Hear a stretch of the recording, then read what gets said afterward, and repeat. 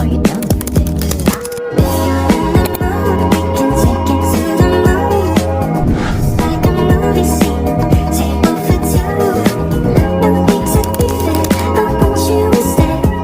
Assalamualaikum warahmatullahi wabarakatuh. Kami dari kelompok 3 akan membahas materi tentang pneumonia. Selamat menyaksikan. Nah, yang pertama itu ada anatomi. Anatomi sistem pernafasan ini dibagi menjadi dua saluran, yaitu pernafasan bagian atas dan pernafasan bagian bawah. Nah, untuk pernafasan bagian atas itu terbagi lagi menjadi 3 bagian. Yang pertama ada rongga hidung, yang kedua ada faring, dan yang ketiga itu ada laring. Nah, kalau untuk rongga hidung, fungsinya itu sebagai tempat masuknya oksigen atau O2 dan keluarnya karbodioksida atau CO2 dengan terdirinya beberapa komponen seperti rambut halus untuk menyaring udara, lendir melembabkan udara, saraf olfakori untuk meneruskan rangsangan penciuman, pembuluh darah untuk menghantarkan udara, rongga sinus untuk mengatur keseimbangan. Nah, kalau untuk faring, ini tuh letaknya di bagian atas tenggorokan atau leher atas yang berfungsi sebagai saluran masuknya udara setelah melalui rongga hidung. Nah, kalau untuk laring, itu dia laring ini terletak di pangkal tenggorokan. Nah, untuk fungsinya sebagai saluran pernafasan sekaligus sebagai kotak suara kamah, di dalamnya terdapat pita suara. Selanjutnya itu untuk pernafasan bagian bawah. Nah, di pernafasan bagian bawah ini ada namanya trakea. Nah, trakea ini terletak di bagian batang tenggorokan atau leher, sebagian ada sedikit memanjang di bagian toraks atau dada. Nah, fungsinya itu sebagai saluran pernafasan lanjutan dan menyaring udara yang masuk apabila terdapat benda asing yang ikut terhirup. Nah, jadi untuk bronkus, bronchialus, dan alveolus ini merupakan bagian dari paru-paru atau pulmo.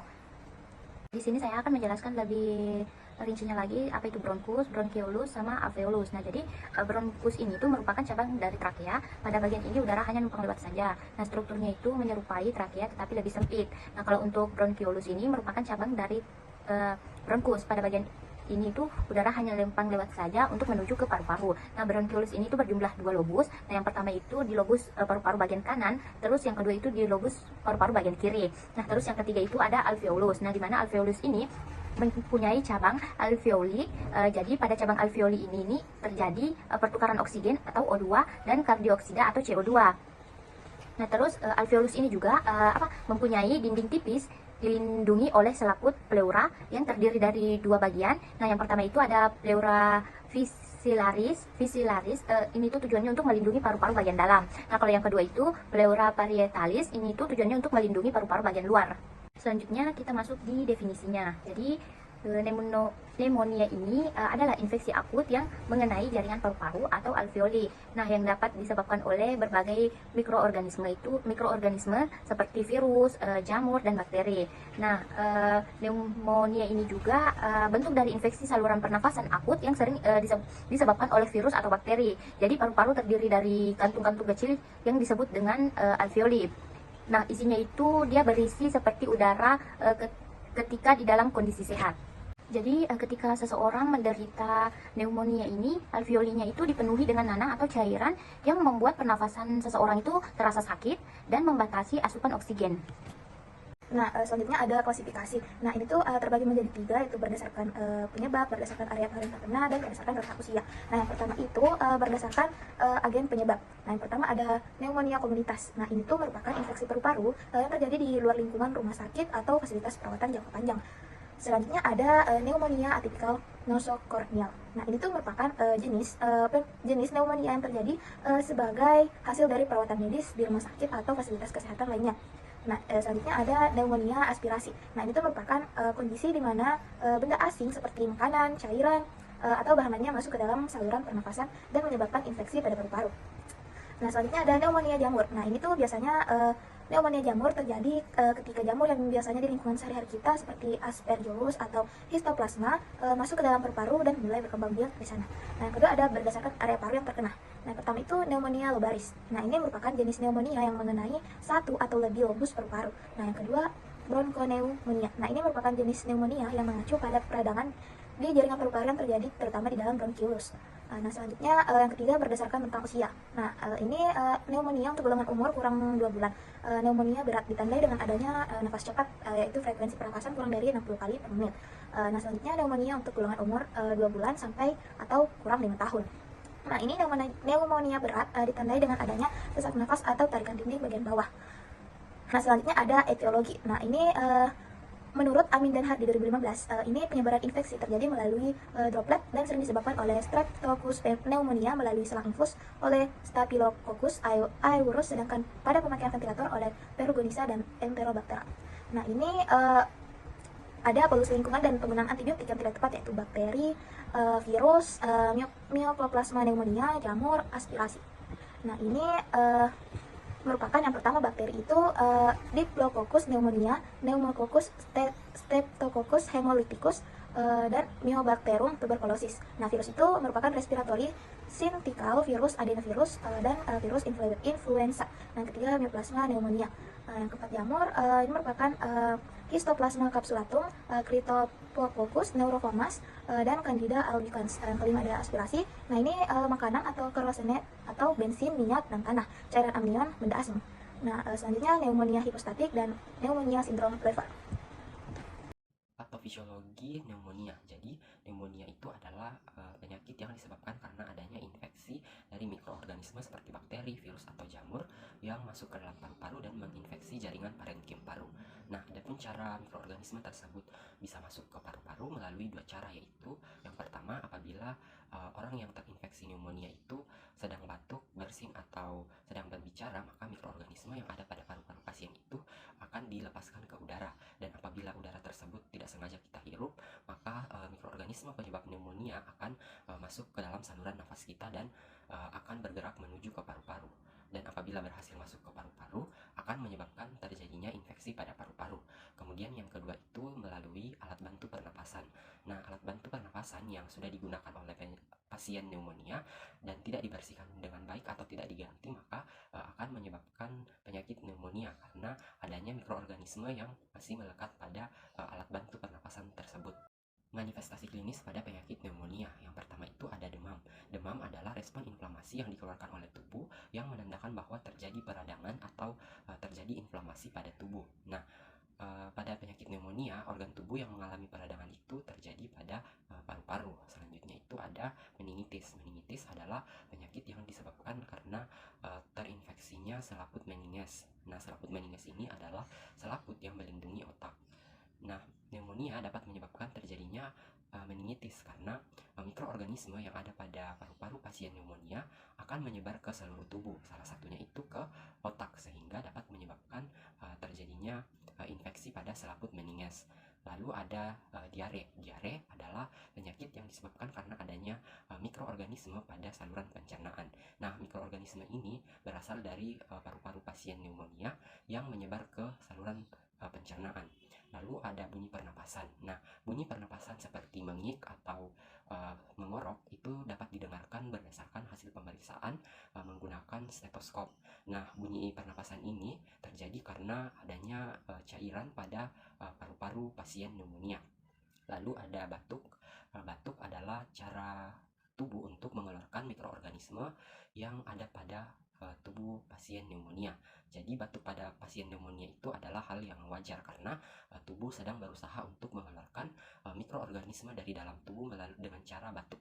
Selanjutnya itu ada sakit tenggorokan. Nah, sakit tenggorokan terjadi apabila mikroorganisme pada paru-paru pasien pneumonia itu menyebar sampai ke tenggorokan. Nah, hal ini dapat menyebabkan terjadinya radang tenggorokan yang menimbulkan rasa sakit, terutama saat orang tersebut mencoba untuk menelan. Jadi Kak, kalau udah selesai berapa umur Kak? Kalau misalnya Sebenarnya Kak? Kalau ini Kak? kalau Sebenarnya maaf nih Kak, mau cek dulu ini Kak, tekanan darah Kak.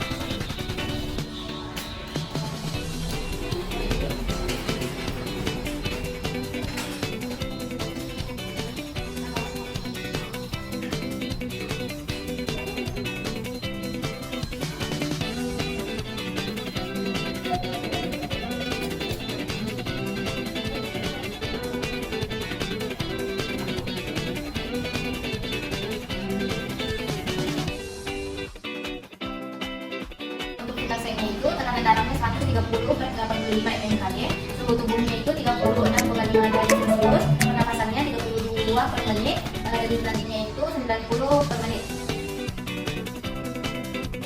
Kalau untuk psikoprofilnya ini, pasien mengeluhkan sesak napas pada dada sebelah kanannya, sertai demam dan susah mengeluarkan dahak. Kak, ini sejak kapan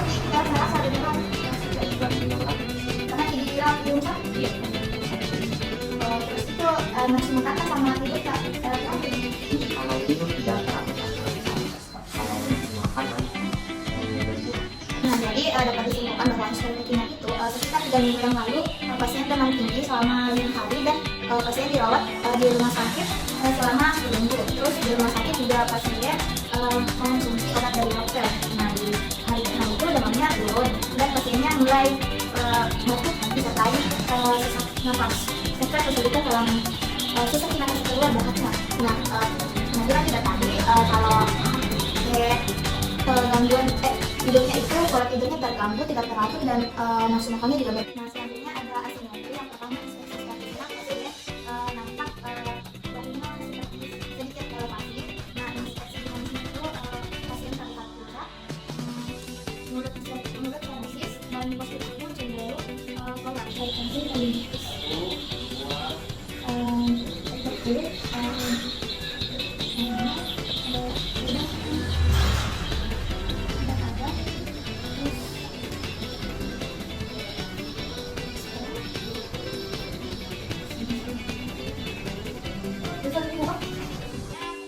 positif ada spasma pada otak sternocleidomastoidus, suhunya lebih hangat pada sisi yang sakit, terus kontak kulit jadi Baik, selanjutnya itu pada asimetri ada FDD. Yang pertama itu pada regio vertikal.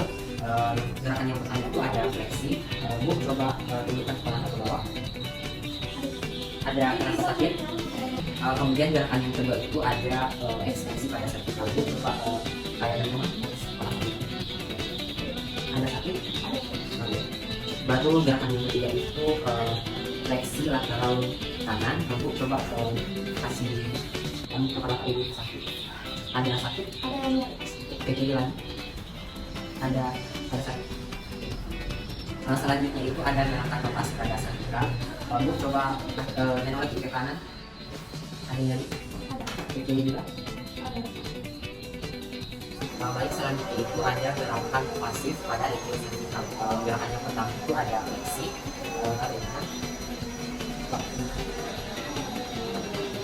Ada nyeri? Selanjutnya itu ada gerakan ekstensi. Selanjutnya itu ada gerakan fleksi lateral dexter. Ada nyeri. Kemudian gerakan selanjutnya ada fleksi lateral sinister. Ada nyeri. Terus ada gerakan rotasi.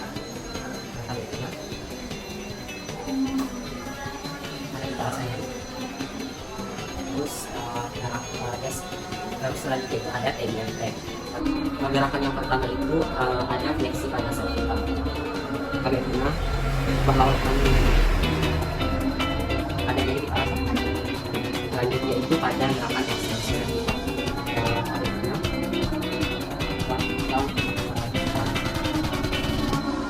ada jadi selanjutnya itu ada gerakan fleksi lateral kanan.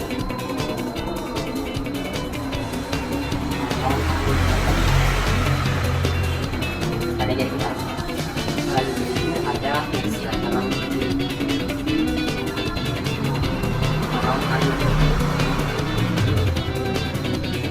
Selanjutnya ada gerakan rotasi.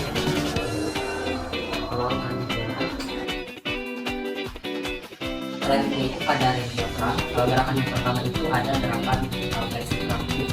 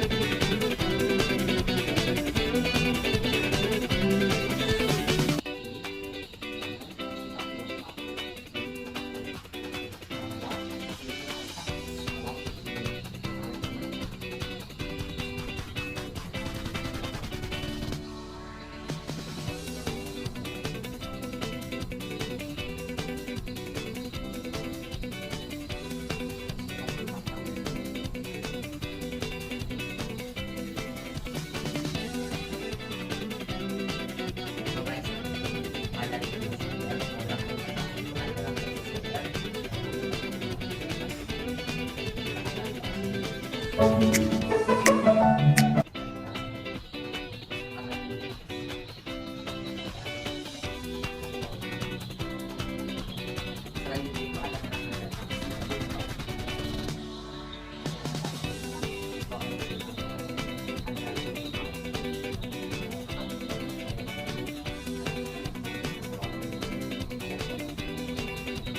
ada flexing shoulder, ada ini.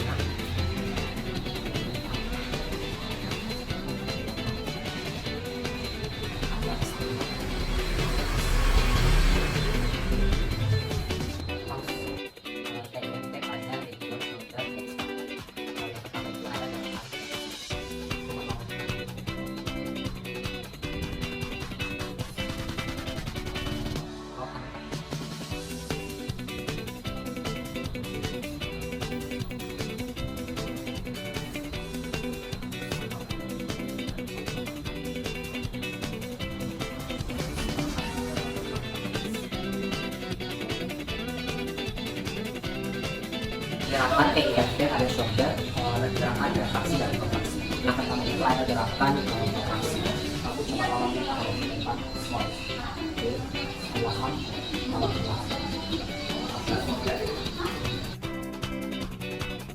Yaitu pada gerakan shoulder singkat, yang pertama itu ada fleksi push-up. Gerakan yang kedua itu ada extension.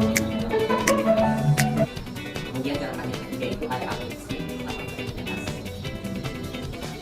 Lalu gerakan abduksi dan kontraksi. Kemudian gerakan retraksi. Kemudian ada gerakan retraksi. Kemudian ada gerakan retraksi. Kemudian ada gerakan selanjutnya pada regio shoulder sinistral. Gerakan yang pertama itu ada fleksi.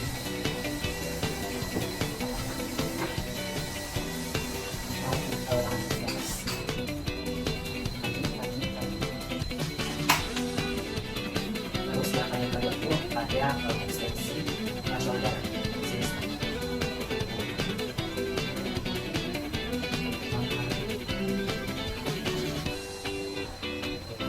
Gerakan yang ketiga itu ada abduksi.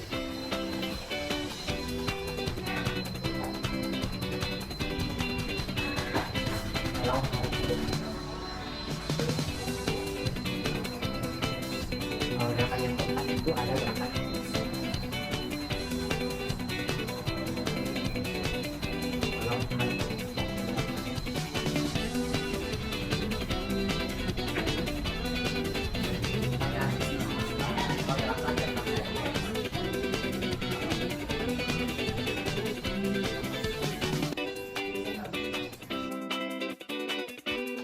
Nah, selanjutnya di restriktif, nah yang pertama dari durasi RPM itu sering gerakan aktif di bagian vertikal dan shoulder. Dan ada juga gerakan pasif di bagian horizontal. Nah, di rintis ADL ada dressing dan deadlift. Nah, di rintis pekerjaan, nah pasien tidak mampu bekerja karena sesak nafas. Selanjutnya di rintis hobi itu tidak mampu melakukan kerjanya karena sesak nafasnya. Selanjutnya ada tissue implement and psychodynamic variation. Nah, osteoarthritis itu ada muscular endodermis itu spasma pada musculus sternocleidomastoideus, neuroventricular ada dan psikoderma atasnya patemas. Baik, selanjutnya itu ada pengukuran fas pada cervical. Kalau diam ini berapa yang kita rasa? Kalau kita gerakan ke kanan, berapa yang kita rasa? Kalau misalnya kita kan ini tadi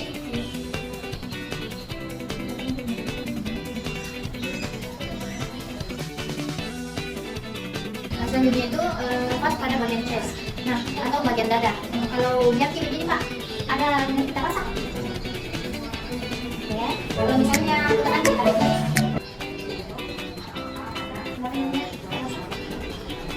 Coba kita gerakan begini, gerakan.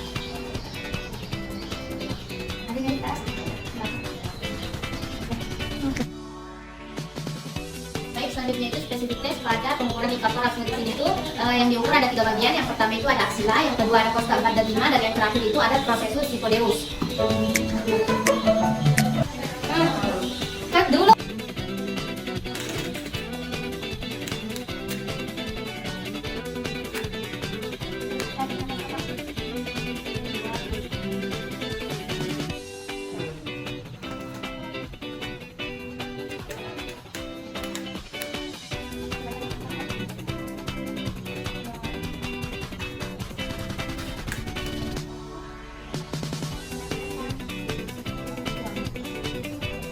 inspirasi pada titik pengukuran aksial tadi itu inspirasinya itu 82, inspirasinya 85, selisihnya itu 3 cm.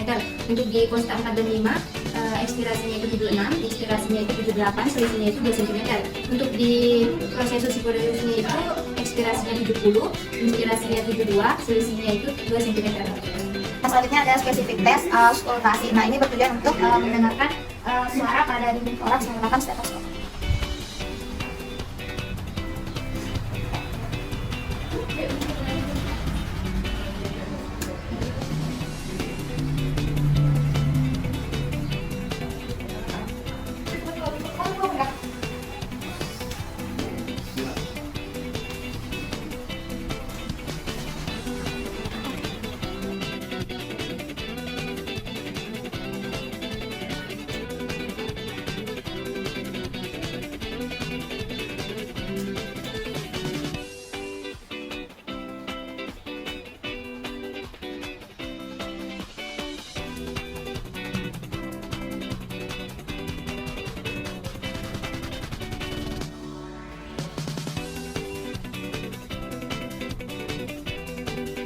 Auskultasi itu bertujuan untuk mendengarkan suara pada dinding toraks menggunakan stetoskop. Nah, ini yang terperhatikan di atas itu ada suara lebih pada dinding dan juga.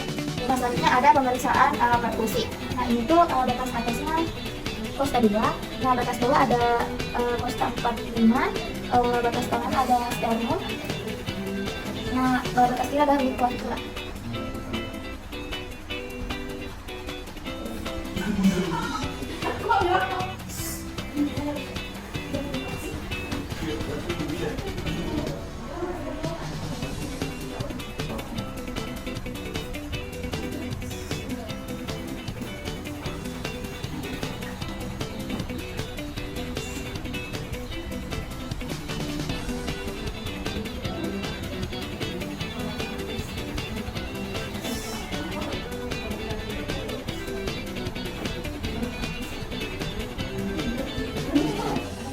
Nah, pada bagian perkus itu bertujuan untuk memeriksa adanya darah atau cairan dalam paru. Nah, ini interpretasinya tadi ada suara lelup pada bagian right middle lobus.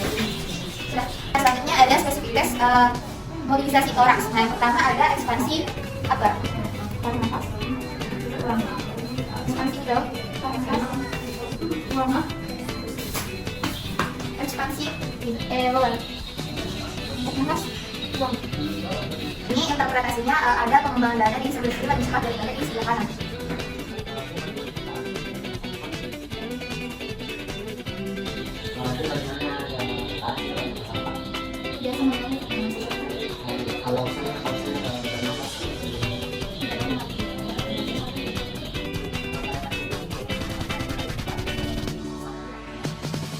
Selanjutnya itu ada index Bartle. Di sini ada 10 pertanyaan yang ditanyakan mengenai kegiatan sehari-hari pasien. Yang pertama itu ada mengganggu kalau makan itu dibantu atau tidak. Kalau itu, kemudian kalau perawatan ini kalau aduk-aduk, kalau buang air kecil itu tidak. Kalau buang air kecil itu tidak. Kalau buang air besar tidak. Kalau sayuran ini tidak. Kalau misalnya berdiri, kalau sayuran berjalan itu tidak. Sayuran naik turun tangga tidak. Baik, berdasarkan hasil wawancara dengan pasien tadi, pasien ini mendapatkan nilai 19, berarti pasien ini mengalami ketergantungan di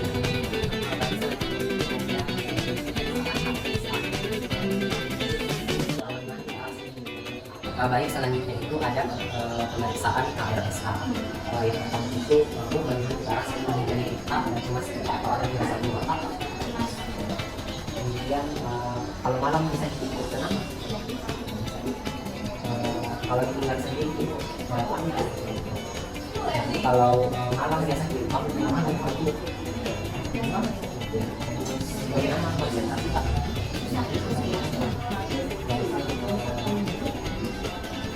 Bagaimana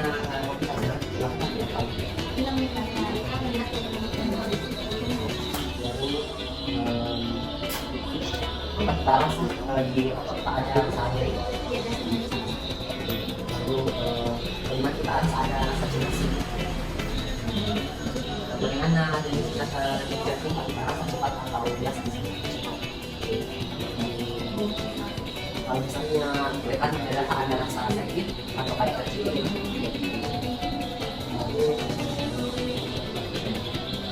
lalu terjadi sangat malu.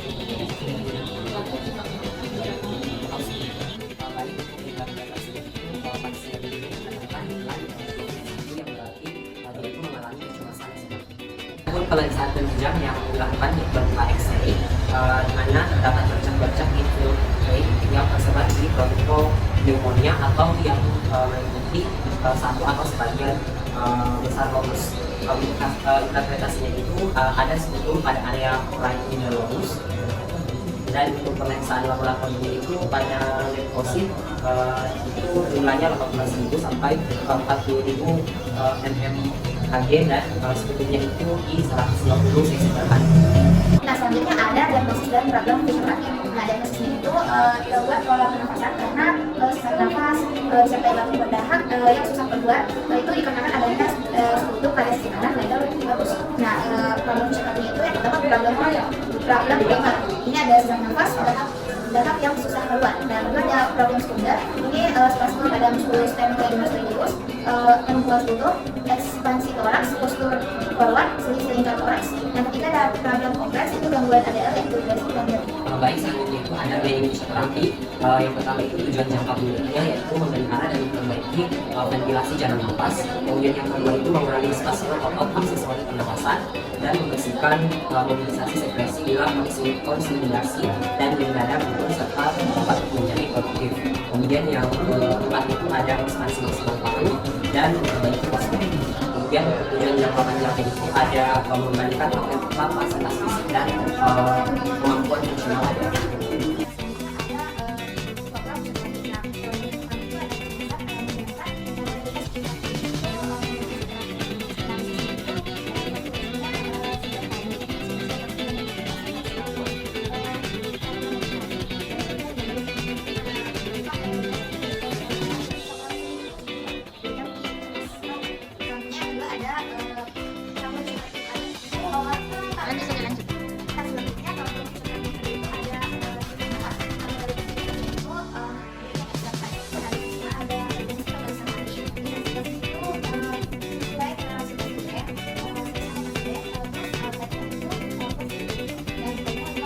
Pak, di sini tarik nafas lewat hidung, terus nanti kita tahan di bawah kaki, terus kita hembuskan lewat mulut, kasih tarik itu deh, 1, 2, 3, tarik nafas, 1, 2, 3, 4, buang.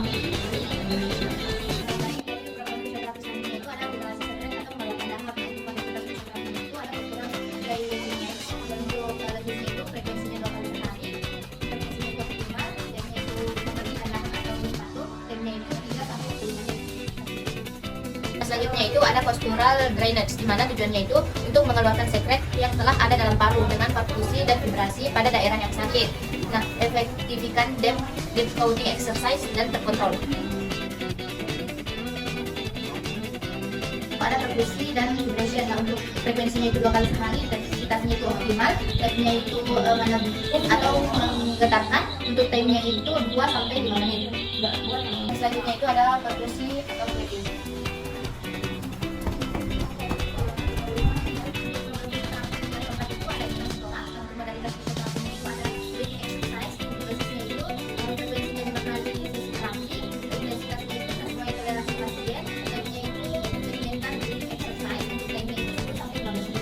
Selanjutnya itu ada segmental breathing exercise.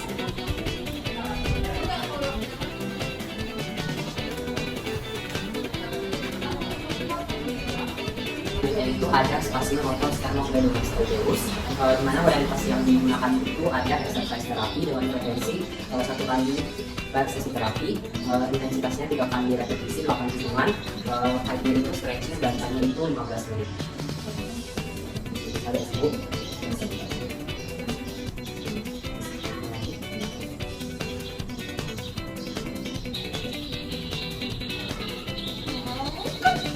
Baik, untuk nomor selanjutnya itu ada postur forward. di mana modalitas yang digunakan itu ada force swimming, di mana frekuensinya itu 2 kali per sesi terapi, intensitasnya itu 2 repetisi 8 hitungan, tekniknya itu chin trap standing against a wall, kemudian untuk time itu 5 sampai 10 detik. Lalu nanti teknik pasta harus kasih waktu.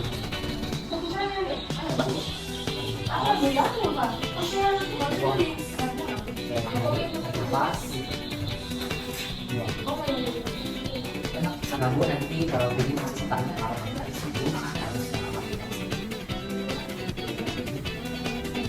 Baik,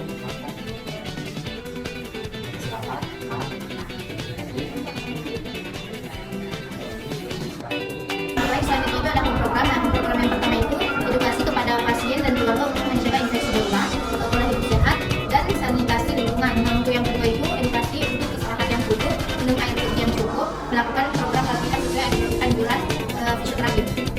Jadi akumulasi internet atau penurunan darah itu ada 3 tahap. Yang pertama itu pasien diminta untuk menarik nafas lewat hidung, buang lewat mulut sambil memajukan hidungnya. Terus yang kedua itu tarik nafas lewat hidung, mengeluarkan lewat